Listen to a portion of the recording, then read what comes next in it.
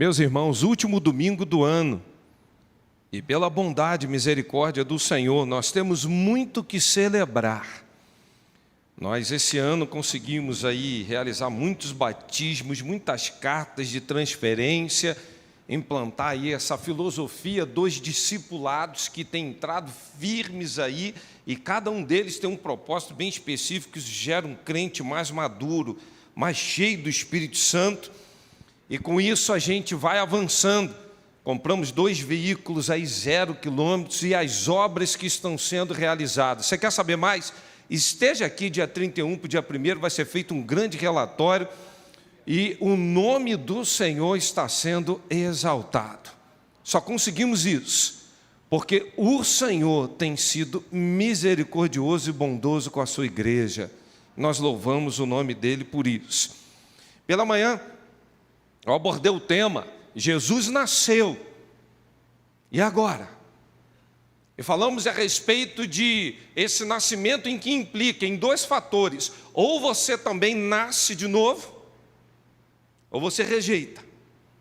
E fizemos uma abordagem então no Evangelho de João, e eu quero para tanto convidá-lo a abrir a palavra de Deus novamente no texto de João, no capítulo 3, aquela grande conversa daquele fariseu, membro do Sinédrio chamado Nicodemos, e ele vinha interpelando a Cristo Jesus na surdina, bem escondido, o que ele deveria fazer para nascer de novo. E o tema da noite é: nascimento gera unidade.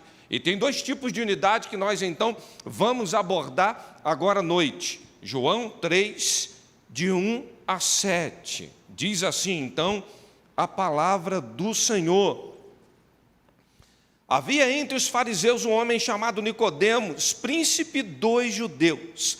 Este foi ter de noite com Jesus e disse-lhe: Rabi, bem sabemos que és mestre vindo de Deus, porque ninguém pode fazer estes sinais que tu fazes, se Deus não for com ele.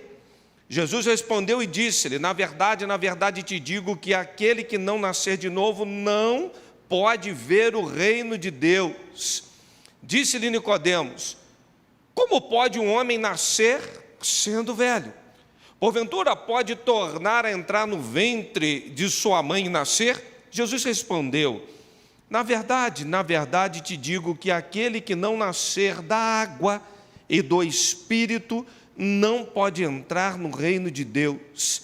E o que é nascido da carne é carne, e o que é nascido do Espírito é Espírito. Não te maravilhes de te ter dito: necessário vos é nascer de novo. Nascimento gera unidade. Vamos falar com Deus? Senhor, a Tua palavra será proclamada e ela tem um propósito todo especial. Sempre faz o que lhe agrada. Cura, sara, liberta, fala com a sua igreja nesta noite. Nós te suplicamos essas bênçãos em nome e por amor de Jesus. Amém. Nicodemos tinha uma grande influência, como eu falei pela manhã, pois era um membro do Sinédrio, e no Sinédrio ele julgava, no Sinédrio ele então falava de tudo quanto ele tinha aprendido, a sociedade o respeitava, mas talvez a sua curiosidade o leva a ter com Jesus, e nessa interpelação a respeito da possibilidade de um novo nascimento, Nicodemos começa então a ver que Jesus era o Filho de Deus. Ele fala: essas obras tu não faria por ti não, se não fosse por Deus. Há um sinal pela explanação desse homem, dele compreender que esse Jesus era verdadeiramente o Filho de Deus. Mas, à frente, nos versos 10 em diante, Jesus vai falar para ele que ele não sabe, talvez, os primórdios básicos da fé. E Jesus ainda fala: sendo você mestre em Israel, sendo você um grande líder, você não sabe as coisas básicas. E lá no verso 12, Jesus vai falar para ele: olha, Se nas coisas terrenas você não crê, como você vai crer se eu falar das coisas celestiais? Que coisa interessante. Ao mesmo tempo que um homem, sendo doutor da lei, tendo uma grande posição, reconhecendo e admitindo que Jesus era o Filho de Deus, demonstra uma imaturidade por não conhecer o novo nascimento, ao ponto do próprio Jesus falar: olha, você não sabe as coisas básicas, e mais, eu não tenho como tratar de algumas coisas com você, porque as terrenas e o testemunho que eu dou, você não crê. Ou seja, Jesus está falando assim: você é um incrédulo. Aí você vai dizer: mas pastor, será que ele não foi salvo? Porque numa outra oportunidade vieram os fariseus, quiseram então fazer coisas com Jesus, e ele defendeu, ainda falou assim para todo mundo: ouça o que Jesus vai dizer. Pastor, não é só isso não. Lembra lá com José de Arimateia o que ele gastou para colocar todo aquele perfume caríssimo no corpo de Jesus? E ele fez isso publicamente. Talvez sejam sinais, evidências que nele houve arrependimento. Meus irmãos, tem umas coisas em teologia que é chamada assim, hermenêutica e exegese. Eu não sei para que isso serve não, Marquinhos. Você que é seminarista e estuda, pode me explicar isso depois. Mas eu consigo parar dizendo, na conversa inicial com Jesus, Nicodemos não desenvolve uma fé salvífica. Lá na frente, se ele foi salvo ou não, eu não posso afirmar. Paro por aqui. Porque acho que a partir daí torna-se especulação. Mas, a respeito de que Jesus estava falando com Nicodemos? Por que essa necessidade? Jesus nasceu, o Filho de Deus nasceu, e ele fala: necessário vos é nascer de novo. Por que a necessidade? Por que não foi uma coisa facultativa? Alguns podem precisar nascer de novo e outros não. Se você for uma boa pessoa, quem sabe, tiver boas obras, tiver uma posição de pastor, de diácono, mas não precisa nascer de novo, não.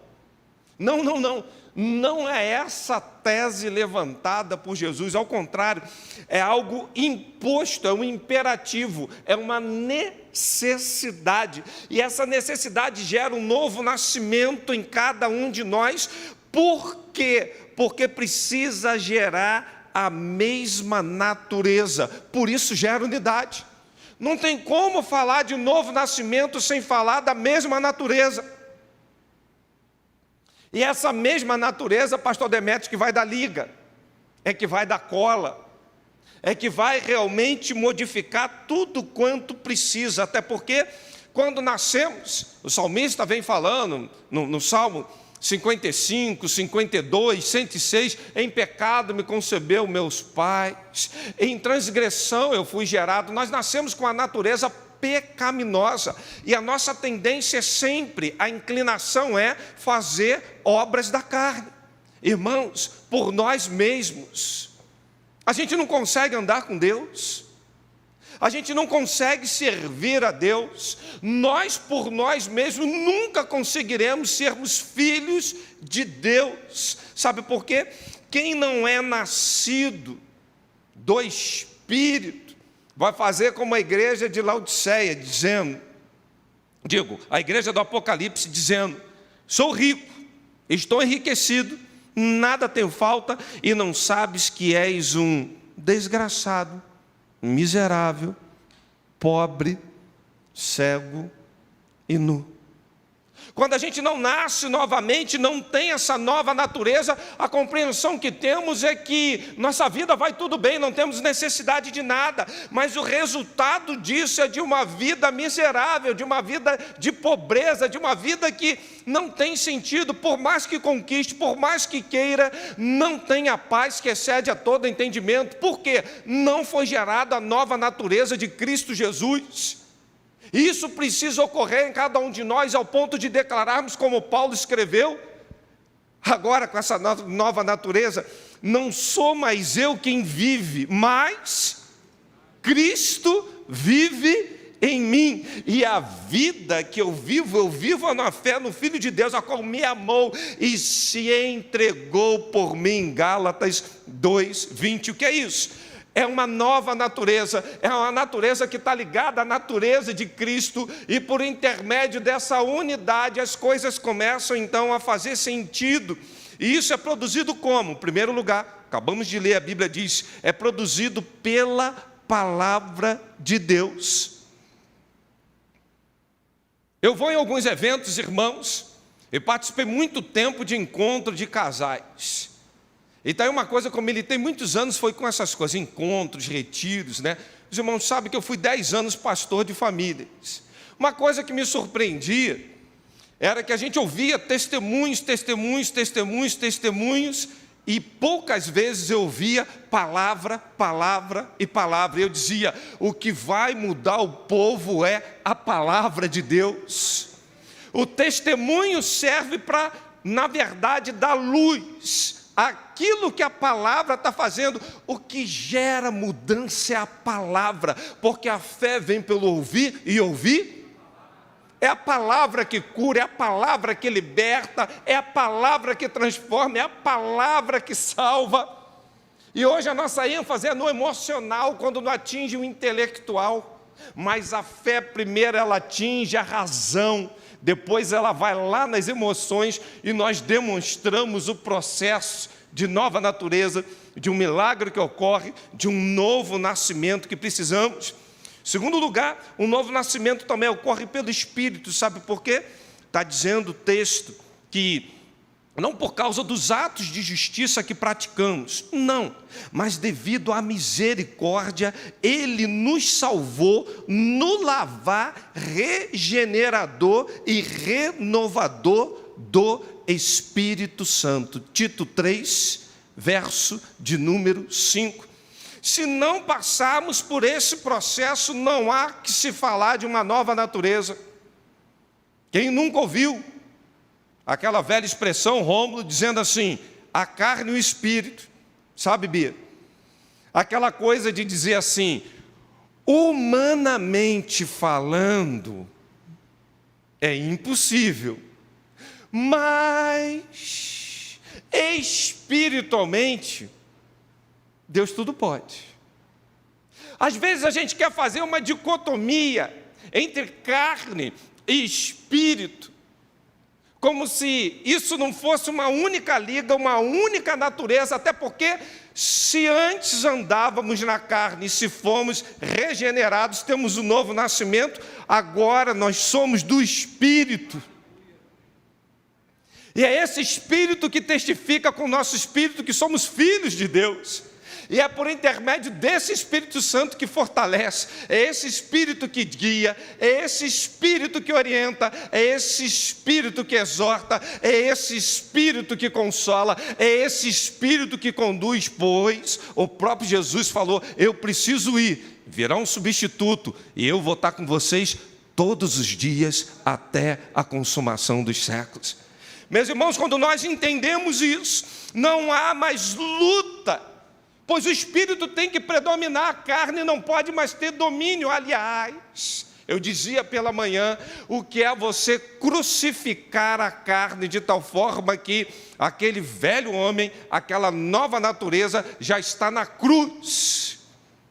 Agora tem uma pergunta depois para os grandes teólogos aqui, eu vou levantar a bola, vocês discutem, quem sabe depois do culto a gente volta a falar. Assim, se alguém está em Cristo, é nova criatura, sim ou não, irmãos? As coisas velhas se passaram, sim ou não, irmãos? Tudo se fez novo, sim ou não? Tudo? Ou uma parte? É tudo, é tudo. Então por que você tem que crucificar um velho homem?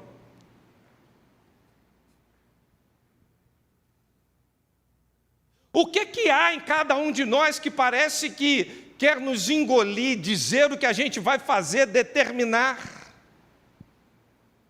O que acontece conosco se temos uma nova natureza, se estamos ligados a Deus, se é Ele que vive, se é Ele que reina, a nossa vontade já sucumbiu, é o querer dEle, é a vontade dEle, é o soberano, arbitrando, porque Deus é o cabeça de Cristo, Cristo é o cabeça do homem, o homem é o cabeça da mulher, e quando o cabeça ordena, o corpo obedece. A mão não sai fazendo o que quer, o pé também não. Se o controle é dele, se a natureza foi gerada por ele, se nascemos de novo, deveríamos andar no espírito, flutuando, pensando nas coisas do alto, como fala Filipenses 4:8. Pensai nas coisas do alto. Quanto mais, irmãos, tudo que é justo, tudo que é honesto, se há boa fama, se há virtude, se há algum louvor, nisso pensai. A palavra de Deus vai apontar para cada um de nós que nós precisamos dessa natureza divina. E o termo grego original é phusis, que quer dizer e significa a condição de origem de um novo nascimento. Efésios 2:3 vai falar disso, 2 Pedro 1:4, que isso é obtido de que forma? Quando há um nascer do Espírito. E isso é designado como regeneração. Fomos regenerados. Aquela natureza adâmica está crucificada, agora é um novo homem, há uma nova liga, há uma nova massa, há uma nova forma que está ligada a Cristo Jesus. Por isso a palavra vai dizer que nós somos participantes do corpo de Cristo. E quando entendemos isso, a carne não vai gerar novo nascimento no espírito, carne gera carne. Isso só pode ser gerado pelo próprio Espírito, as naturezas são diferentes. E quando tem um cristão autêntico, nascido de novo, a sua comunhão, o seu prazer é viver para a glória daquele que o enviou. Não há mais como vivermos a vida que tínhamos, não. Aliás, a palavra nos orienta a gente se afastar disso. Sabe por quê? Não dá liga. Comunhão com Deus e comunhão com o mundo. Não tem liga. Não dá liga, a natureza é diferente. Não tem união entre trevas e luz. Não dá liga. E a Bíblia fala assim, olha, 1 Coríntios 5, o verso de número 11. Agora escrevo a vocês para que vocês não se comuniquem com aqueles que, dizendo-se irmão, for devasso, avarento, idólatra, maldizente, beberrão, roubador, com este tal nem sequer comais. O que é isso, irmãos? Não há liga, não há propósito, não há mesma natureza. Quando não temos mesma natureza, não temos unidade. Os irmãos estão me entendendo, sim ou não? Se não há a mesma natureza, não tem como andar junto. Não tem como estar junto. Por isso que o apóstolo Paulo diz assim, as más conversações corrompem. Por quê? Naturezas diferentes. Não vai dar liga, um vai corromper o outro, que coisa trágica. Isso é comprovado pelo princípio espiritual relativo àquilo que nós vivíamos a respeito de uma natureza. Pois lá no Éden, quando Deus cria o homem, aí o homem está olhando lá os animais, e ele olha para a vaca com boi e fala, está dando liga. Olha para o jacaré, está dando liga. Olha para os pássaros, está dando liga. E ele olhava para o lado e não via nada, aí Deus fala, não é bom você estar só não. Eu vou fazer um negócio que vai sair da mesma natureza, e dessa mesma natureza eu vou formar a mulher. E aí, depois da obra feita, Adão tem aquele espanto e fala, agora sim, osso dos meus ossos, carne da minha carne, ou seja, vem da minha natureza, é liga. Aí entra a palavra de Deus dizendo, agora vocês são uma só carne. O que é isso, irmãos? Mesma natureza, mesma liga, comunhão, viver princípios com o Senhor. Isso é um princípio no reino espiritual que nós não podemos desprezar, irmãos. Natureza gera liga, comunhão. Mesma natureza. Se a natureza é diferente, não tem liga. Olha para o reino animal. Você já viu uma vara andar com uma capela e andar com uma correição? Eu vou traduzir para você. Vara é coletivo de porcos. Capela é coletivo de macaco. E correição é coletivo de formiga. Você já viu? Nós vamos botar aqui agora, vai andar tudo junto, olha. Vamos botar agora o urubu, vai voar num bando com um pardal. E por sua vez vai entrar aqueles biquinhos de lacre também, e até uns papagaios. É impossível, irmãos. Eles andam na mesma natureza juntinhos. Eles estão andando sempre juntos. Sabe por quê? Há um princípio no reino espiritual acerca da natureza. E essa natureza não pode ser desprezada. Por isso, o próprio Jesus fala, grande é esse mistério. E qual é o mistério? Ele vem narrando tudo do relacionamento de um homem com uma mulher. Ele fala assim, agora eu estou falando de Cristo com a igreja, com a noiva. É um casamento que tem a mesma natureza, e essa natureza dá uma liga muito interessante, o noivo com a noiva.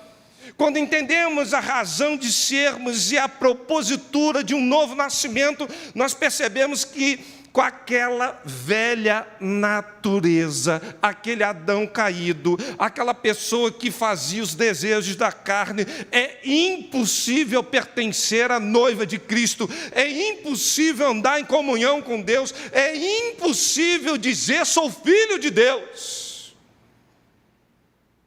Mas quando há um novo nascimento, isso vai gerar unidade. Isso vai gerar algo maravilhoso, ao ponto de você falar, agora, a minha natureza é a dele, não é aquela natureza velha, adâmica, caída. Por isso a Bíblia diz, Efésios 4, 22 a 24, quanto ao trato passado, por favor, queiram se despojar do velho homem, que se corrompe pela concupiscência do engano. E diz, e vos renoveis no espírito da vossa mente, e vos revistais do novo homem, que segundo Deus é criado em verdadeira justiça e santidade, sem a qual ninguém verá o Senhor. Irmãos, que coisa boa é quando a gente vai se despojando daquelas coisas velhas, que nada tem a ver com a igreja, que nada tem a ver com o corpo de Cristo, que nada tem a ver com Deus. E a gente consegue então, por uma nova natureza, um novo nascimento, estarmos sendo revestidos do novo, que vai gerar comunhão, que vai gerar santidade, que vai gerar realmente uma identidade, pois as naturezas juntas, elas se atrai. É a mesma natureza, vai atrair. A natureza é diferente, não vai dar nenhuma comunhão, nenhuma liga. Segundo momento, por que a necessidade de um novo nascimento? Porque quando a gente nasce de novo, Deus gera em nós o mesmo propósito. Não tem como a gente falar que nós não caminhamos no mesmo propósito. Jesus é a prova disso. Quando ele é enviado, ele declara, eu vim para buscar e salvar o que havia se perdido. Declaração do próprio Jesus. Jesus disse que tudo quanto ele fazia era mostrado Pai na vida dele. O que é isso? Mesma natureza, mesmo propósito. Ele realizou muitos milagres. Quantos foram curados? Abriu olhos de cegos, recuperou o coxo, abriu ouvidos de surdo, fixou principalmente seu ministério na salvação de vidas. Agora, por que isso? Porque isso era propósito do Pai. O próprio Cristo, ele andava e declarava: minha comida consiste em fazer a vontade, o propósito daquele que me enviou. E a sua comida tem sido qual? Se eu perguntar esses dias, então, vai ser difícil, hein, Renan? Qual é a comida? Qual é o propósito? Quando entendemos a razão de uma nova natureza em Cristo Jesus, nós vamos observar que o próprio Jesus vem falando: eu e o Pai somos um, João 10:30. E ele declara que as obras que eu faço são daquele que me enviou. Ele aponta para o Pai, e os judeus chegam a pegar aquelas pedras, que Levítico dizia que se alguém estiver falando heresia, deve ser apedrejado. Aí depois eles entram assim num embate. Aí Jesus fala: vocês não estão aceitando minhas obras? Aí eles desviam o assunto das obras e falam assim: nós não estamos aceitando o teu discurso de falar que você está cumprindo as obras de Deus, como sendo o enviado, o Filho de Deus. As obras de Cristo apontavam para o Pai. E o nosso estilo de vida, todo o nosso ser, deve apontar para um propósito maior, que seja a obra de Deus. Não tem como viver uma vida focada em conquistar, lucrar, e ter diplomas, e ter casas, e possuir uma grande riqueza, se essas obras não estão glorificando, nem apontando para o teu Criador. Isso tudo vai ficar, irmãos. Isso tudo vai ficar. Traça e ferrugem. Pode construir um grande império, mas às vezes está perdendo. Aquele homem que conquista o mundo inteiro, mas se perde nesse processo de conquista. Sabe por quê? Não tem unidade de propósito. Às vezes, eu sou desafiado a fazer algumas obras e eu me pergunto: qual é o verdadeiro propósito, Júnior, de eu estar fazendo isso? Por que é que eu vou pregar em tal lugar? Por que é que eu frequento uma rádio? Por que é que eu participo disso ou daquilo? Por que é que eu faço o que eu estou fazendo? Qual é o propósito? E se o propósito não for, quer comamos, quer bebamos, ou façais qualquer coisa, fazei tudo para a glória de Deus. Estamos perdidos, irmãos. O próprio Jesus se fez maldição por nós, sofreu as nossas dores. Para quê? Para que homens fossem salvos. Ele veio buscar e salvar o que havia perdido. Sim, Ele é o mesmo ontem, hoje e o será para sempre, vírgula, dizendo o próprio Cristo, querendo a salvação de todos. E que ninguém venha se perder. Por isso, Ele amou o mundo de tal maneira, o próprio Deus, que deu seu Filho unigênito. Por isso, o Filho dizia: eu e o Pai somos um. Jesus veio para ser instrumento de transformação de vidas, para se fazer como uma oferta agradável ao Senhor, para cumprir um propósito, uma missão. E eu olho para a minha vida e eu falo: Anderson, não é possível, Deus te gerou para cumprir. Qual é a missão, qual é o propósito? Porque se você não souber, não estiver firme nele, você vai andar vacilante. Você vai andar cada vez mais trôpego. Sabe por quê? A Bíblia diz assim: procura fazer cada vez mais firme a tua vocação e eleição, para que fazendo isso, nunca, jamais tropeçareis. Você vê dentro da igreja gente andando cambaleante, sabe por quê? Uma vez veio a Cristo, teve uma nova natureza, mas vive uma vida com um propósito completamente contrário, não vive para a glória de Deus. Eu tenho um filho já bem encaminhado, fez 22 anos agora, e uma outra que está indo para 16 anos de idade, e vai chegando nessa fase decisiva da vida, eles começam: papai, o que você acha da carreira tal? Vamos conversar sobre isso e sobre aquilo. Eu falo: eu não quero falar sobre essas coisas. Sabe por quê? Eu creio que Deus tem um propósito. Deus não trouxe vocês à existência à toa. Vocês vão orar, buscar isso em Deus, e não é buscar carreira, nada, para viver um sonho pessoal, mas é viver para cumprir um propósito celestial. Aí o mais velho puxou a inteligência e a beleza da mãe, passou em vários concursos aí, né? Aí ele: descobri, eu vou ser ministro da palavra de Deus. Falei: é isso, é isso. E o meu papel agora é apoiar e impulsionar. É o que me cabe. Não adianta querer levar meus filhos cada vez mais a uma vida aqui terrena que seja confortável, que tenha estabilidade, se eles não estiverem cumprindo um propósito divino. A natureza mudou, mas o propósito continua egoísta, velho. Não adianta, irmãos. Não adianta. A missão de Jesus também foi nos enganjar na sua própria missão. Pois em Mateus 28, Jesus, aproximando-se deles, disse: me foi dado toda a autoridade nos céus e na terra. Ou seja, está tudo na minha mão. Aí ele dizia: agora presta atenção, igreja, olha o propósito.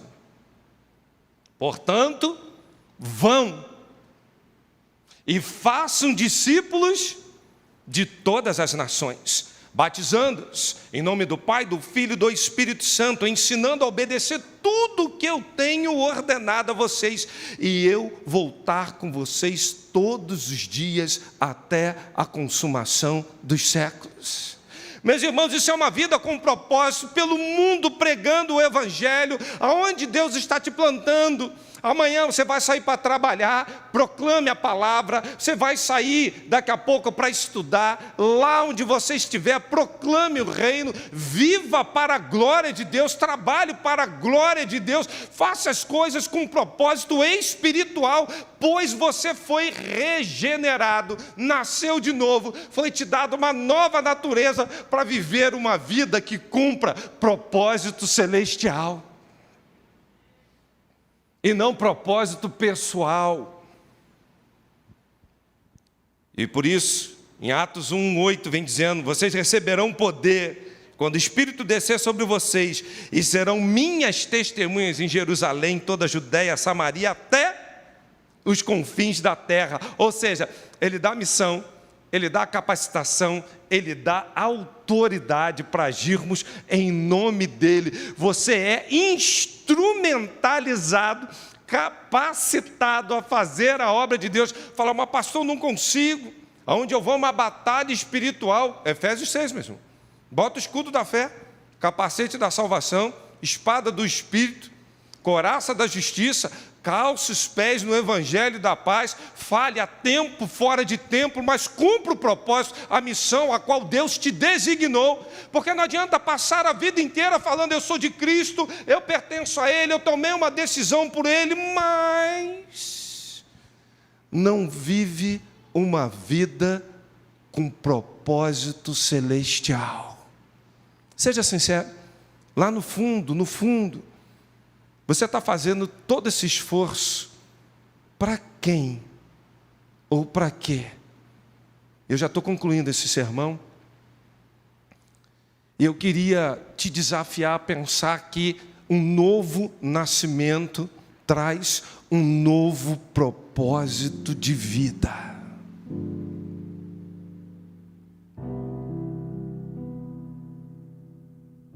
Eu sonhava, há anos atrás, em fazer prova para magistratura. Estava estudando.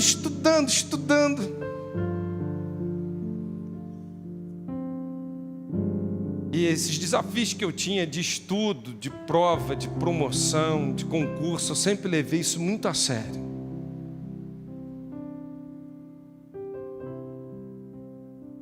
E lá em determinado momento da faculdade, eu fiz uma prova Fiz a vista de prova, minha nota não foi lançada. Eu fui reclamar com a instituição. E sabe qual foi a solução? Você vai ter que fazer uma nova prova. Eu falei, não vou não. Eu como aluno, eu tenho direitos e obrigações, eu tenho testemunhas, eu assinei uma lista, vocês vão dar conta da minha nota. Eu tenho um monte de gente que viu até quanto eu tirei. E nessa época, nesse embalo, Marquinhos, estava difícil tirar menos de 9,5. Era aquela coisa do ou vai ou vai. Mas a instituição falou assim, Anderson, ou você, nós vamos marcar a data, você vai lá, você vai fazer uma nova prova. Eu falei, já disse que eu não vou. Essa eu já fiz. Ou você vai ficar reprovado na disciplina.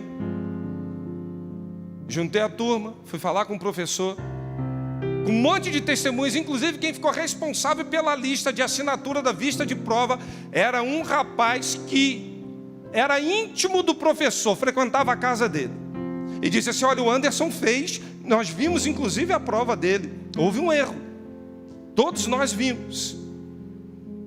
Conclusão, eu não fiz a prova, não mudei de opinião, e eles me reprovaram naquela disciplina.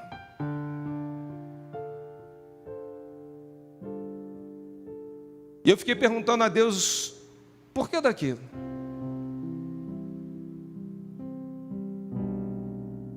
Eu estava estudando, me esforçando para viver um sonho pessoal, mas eu tinha uma nova natureza e eu precisava viver um propósito espiritual. E a minha insistência foi grande. Que decepção foi aquela? E eu continuei. Ao ponto de Deus permitir que houvesse um plano de sequestro do meu filho por uma pessoa que eu muito ajudei na vida, que tem um filho chamado Anderson em homenagem a mim. Por tudo quanto eu fiz por ele. Ele só tem um filho. Nós moramos 3 meses num quarto e sala onde ninguém sabia onde a gente estava. Trocamos linhas telefônicas, a nossa vida virou de perna para o ar. E eu dizia para Deus, eu sou um salvo em Cristo Jesus. Qual é o propósito? E Deus começou a tratar comigo. Eu te gerei para ser ministro da minha palavra e apacentar o meu rebanho. Eu te separei e te escolhi. O propósito da tua vida só faz sentido quando você aceita a viver uma vida com propósito celestial. Não adianta só novo nascimento. Não. Eu sofri muito, irmãos. E eu falei, Deus, eu quero me render. Eu vou te pedir aqui só uma coisinha. O dia que eu estiver ruim, Deus, que eu não tiver uma palavra para dar ao teu povo, tu vai me ajudar. A palavra de Deus foi, meu espírito vai te ajudar nas tuas fraquezas. Eu falei assim, Deus, eu tento ser exemplo para os meus filhos, eu tento tratá-los na disciplina, no amor. Não deixa meus filhos se desviarem não, Deus, eu tenho tanta preocupação com isso. Me ajuda, Deus. Eu sei que eles não são meus, são teus, mas o Senhor me confiou. E a palavra de Deus veio a mim dizendo, todos teus filhos serão meus discípulos e a paz deles será abundante. Eu falei, chega, Deus. Curioso que a gente tinha uma empresa, tinha galpões, nós fechamos tudo, abandonamos tudo. Até hoje eu tenho galpão lá que eu nunca fui, com maquinário que eu nunca quis mais saber. E fui mergulhar no arado. Meus irmãos, hoje eu olho para a minha vida. Nós viajamos agora um tempo, fomos fazer aquele retiro. E que saudade eu fico da igreja, dos irmãos. Que alegria a gente tem de servir ao Senhor, cumprindo um propósito celestial. Sabe por quê? Eu quero, ao término da minha carreira, declarar, como o apóstolo Paulo falou, cumprindo um propósito, dizendo: em nada eu tenho minha vida como preciosa, contanto que cumpra com alegria a carreira e o ministério que recebi do Senhor Jesus, para dar testemunho da sua glória. Não adianta, abra mão de tudo, vem viver uma vida com propósito, porque nascimento serve sim para você ter uma nova natureza, mas sobretudo para você entender, em nome de Jesus, o porquê que você vai nascer de novo. É só para ter uma nova natureza? Não, é para você andar em unidade de propósito com o que Deus preparou para que você fizesse. E quero te desafiar nesse momento, curvar a sua cabeça e a falar com Deus.